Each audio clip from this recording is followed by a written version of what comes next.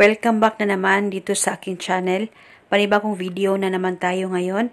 May ibabahagi na naman ako sa inyo ngayon na ritual. Ito ay simpleng gabay at simpleng pamamaraan.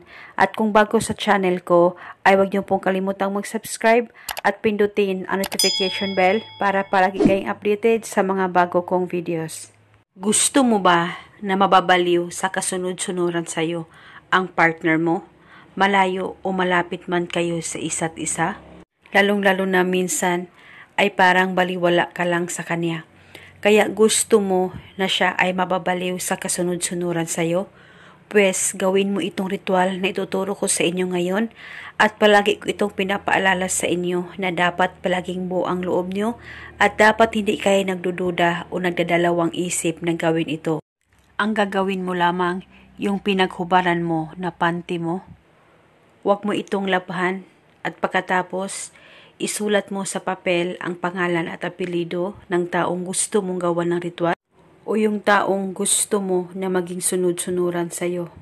Isulat mo lang ng isang beses ang pangalan at apelido niya sa papel, kahit maliit na papel ay pwedeng gamitin. At pagkatapos nito, pwedeng hindi mo tupiin yung papel at ilagay mo lamang ito sa gitna ng panty mo at saka mo na ito tupiin.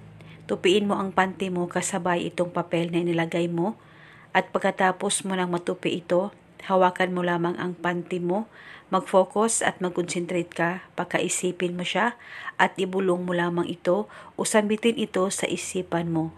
Ikaw ay mababaliw sa kasunod-sunuran sa akin, malayo o malapit man tayo sa isa't isa. Ibulong mo lamang ito ng paulit-ulit at pagkatapos itago mo na itong panty mo. Itago ito sa safe na walang makakakita at makakaalam. Dapat careful po kayo na wala talagang nakakakita sa mga ritual na iyong ginagawa. At itago itong panty mo pang matagalan at paniguradong siya ay mababaliw sa kasunod-sunuran sa iyo.